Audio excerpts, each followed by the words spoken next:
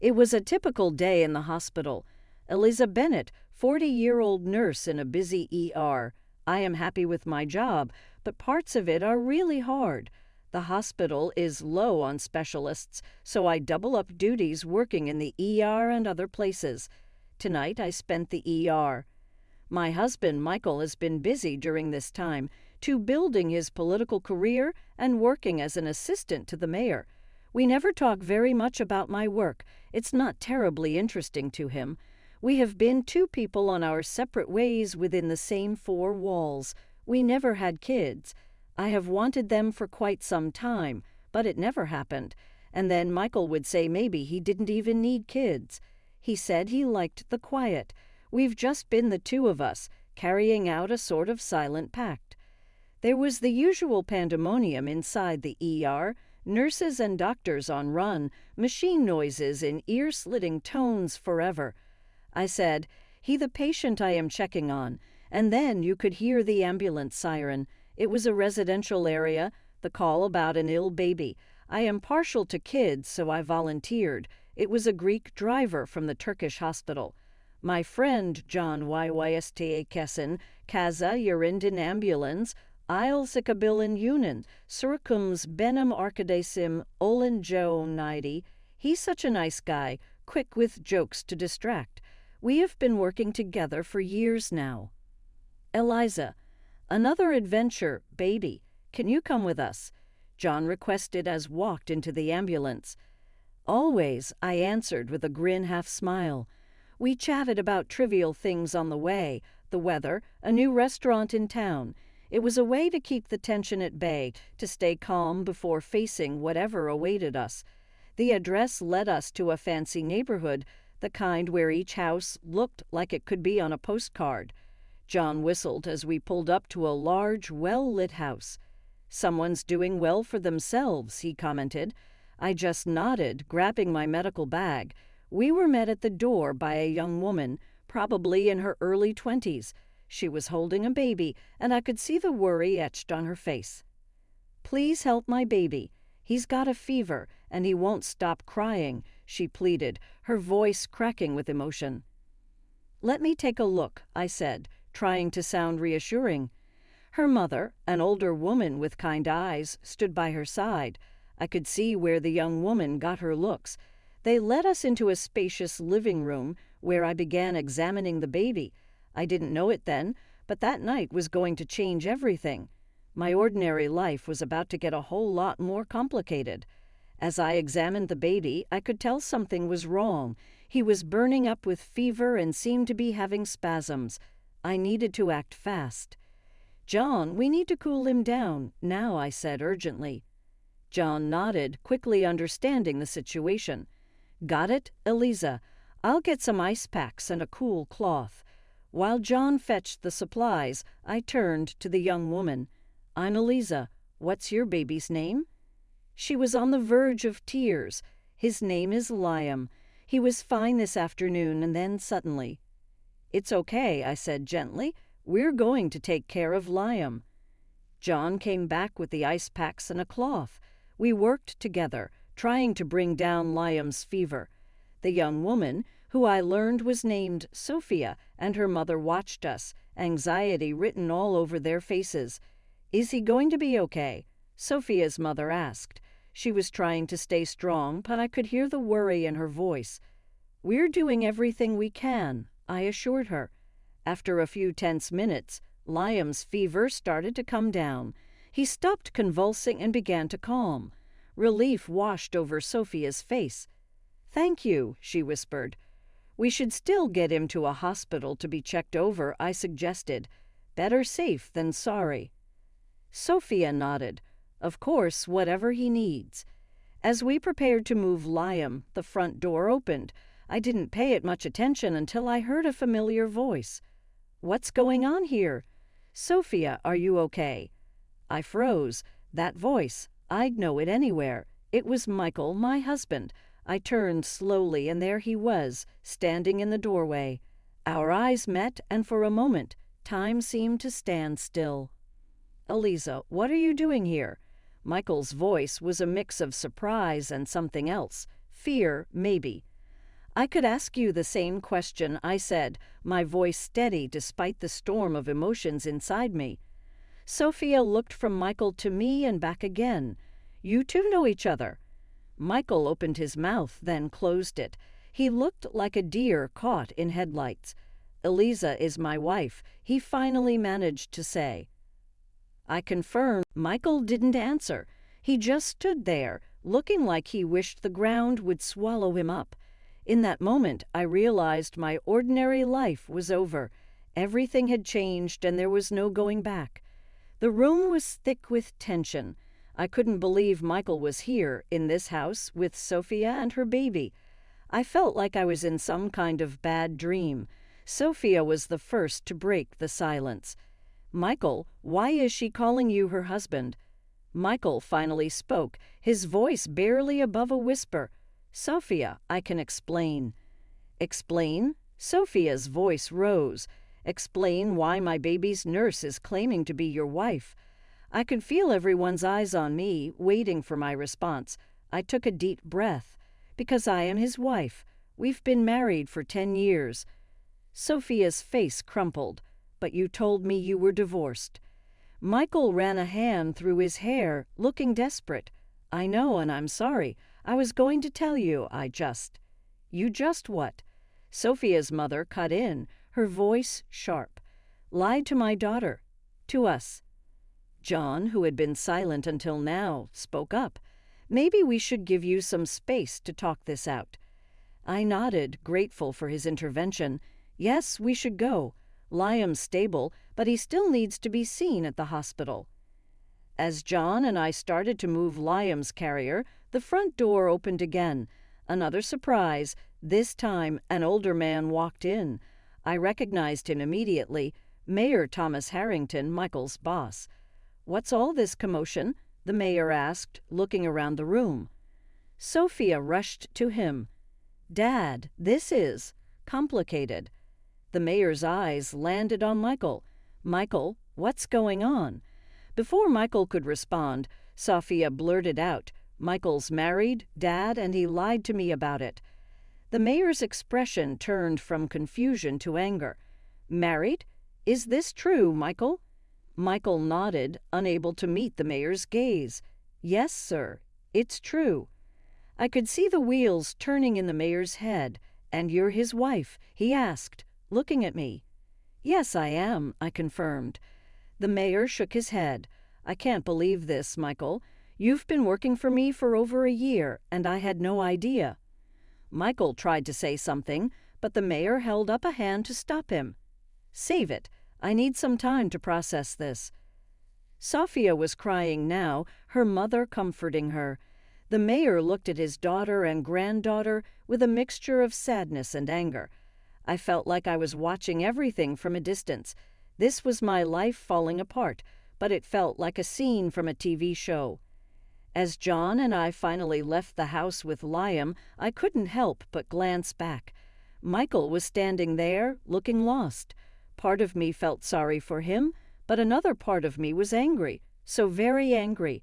I had no idea what was going to happen next. All I knew was that my ordinary life was gone, replaced by something much messier and more complicated. After dropping Liam off at the hospital and making sure he was in good hands, I couldn't stop thinking about everything that had happened. I needed answers. I needed to talk to Michael. I drove home, my mind racing. When I got there, Michael's car was in the driveway. I took a deep breath and went inside. Michael was sitting at the kitchen table, looking like he hadn't moved since he got home. He looked up when I came in, his expression a mix of guilt and fear. Eliza, he started but trailed off. I sat down across from him. I want to know everything, Michael. How long has this been going on? Why did you lie to her? To me. Michael took a deep breath. It started a year ago at a work event. I met Sophia and we hit it off. I know I should have told her the truth, but I saw an opportunity. Opportunity? I couldn't hide the hurt in my voice. With her being the mayor's daughter, I thought. He paused, struggling to find the words. I thought it could help my career. I felt like I'd been punched in the stomach. So our marriage, our life together, it meant nothing to you. It's not like that, Eliza. I do care about you, but I felt stuck. I thought I needed more. And the baby? Did you plan that too? My voice was rising now, anger mixing with the hurt. No, that was an accident. But when Safia told me, I thought maybe it could all work out. I could have this new life. A new life. I couldn't believe what I was hearing. And what about our life? What about me? Michael looked down, unable to meet my eyes. I don't know. I thought maybe we could get a divorce, and it would be better for both of us. So you were just going to leave me after 10 years. I was going to talk to you about it. I just needed to figure things out first. I shook my head, feeling a mix of sadness and disbelief.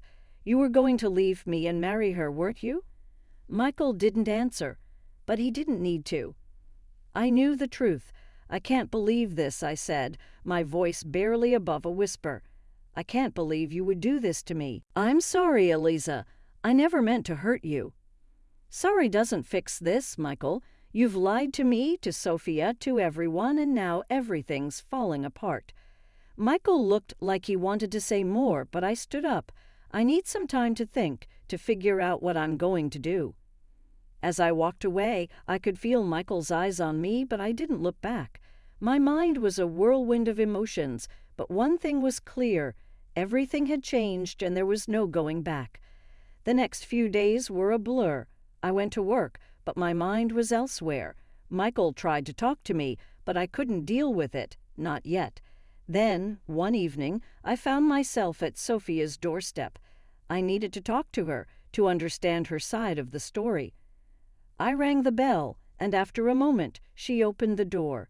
Eliza, Sophia looked surprised to see me. I think we need to talk, I said.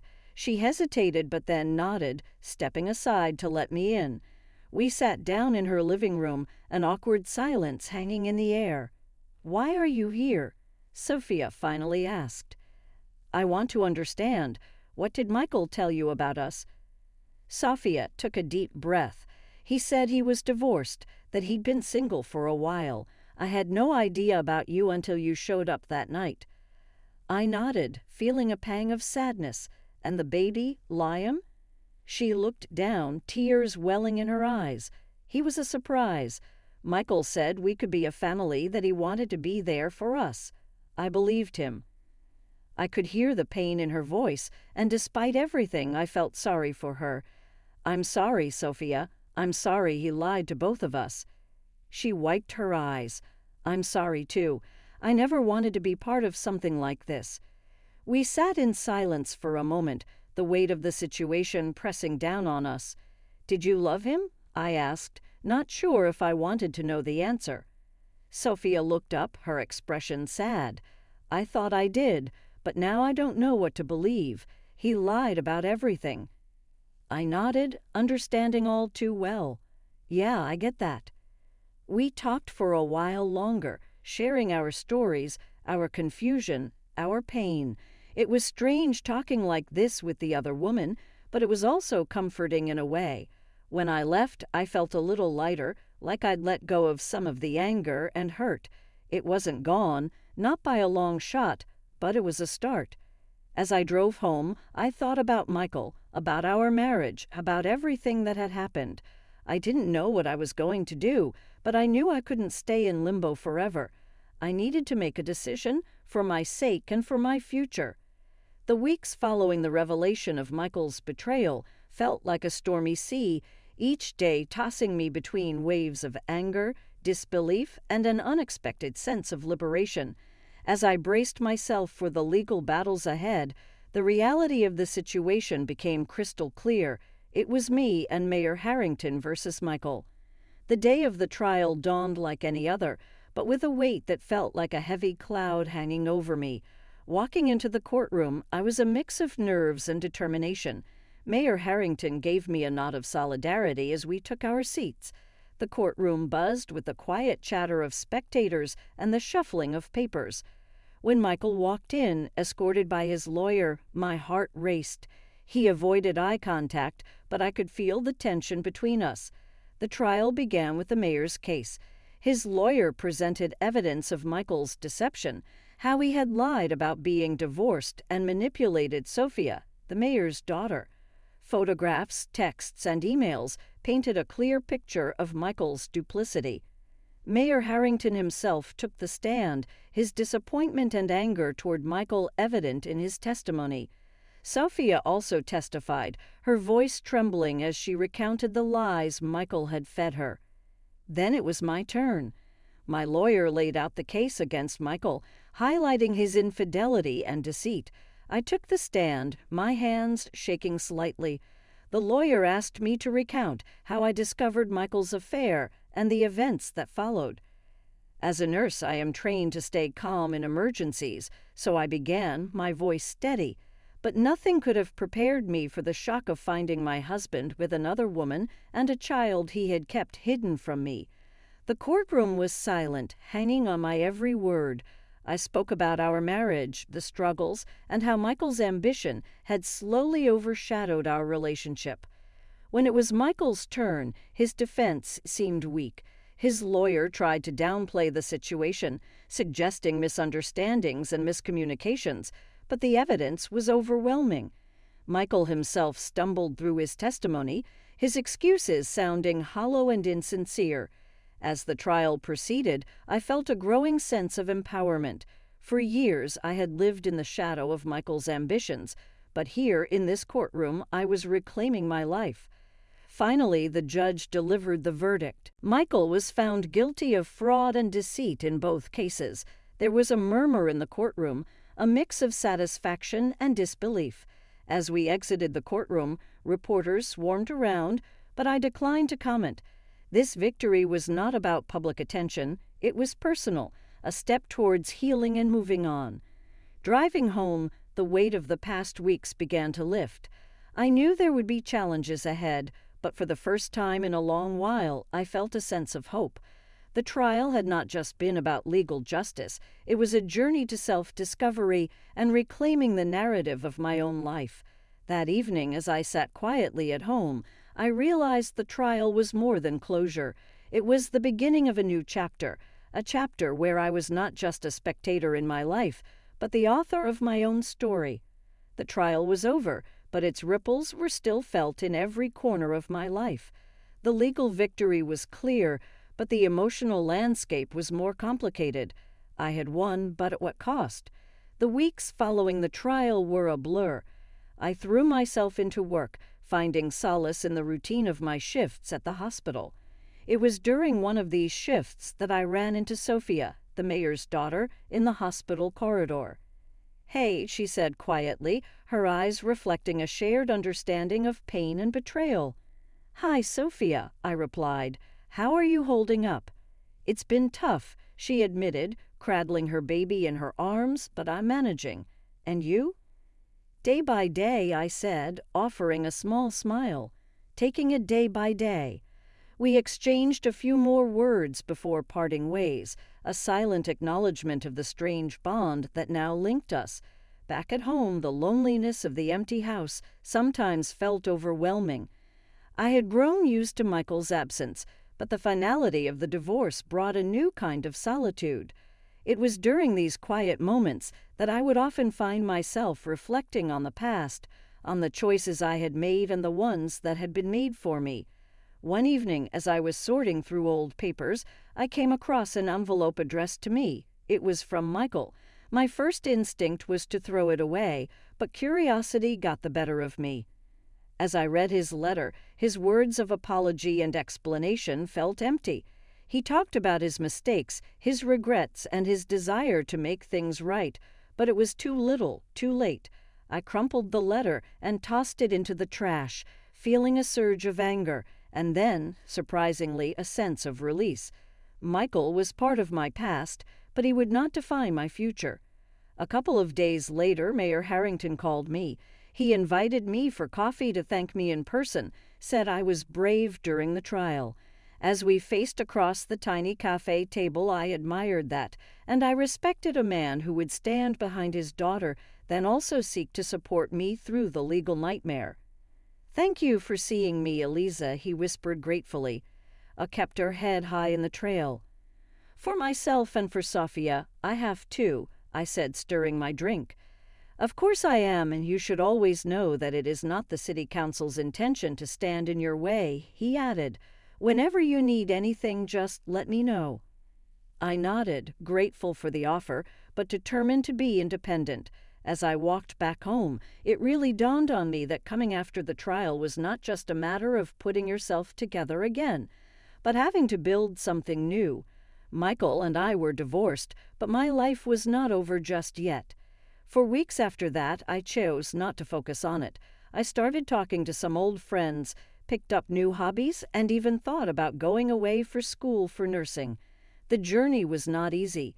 Days of uncertainty, times spent alone, yet still feeling an adrenaline spark with a newfound sort of excitement. I was not bound any longer to Michael's goals or his transgressions. I was unique. I had my own career path to build. When I reflect on that stressful and disappointing time in my life, now I can see how the fallout wasn't just about healing a broken trust or mending a wound, because it was all about learning to stand alone, not as a victim, but also as survivor who is prepared for whatever the future holds.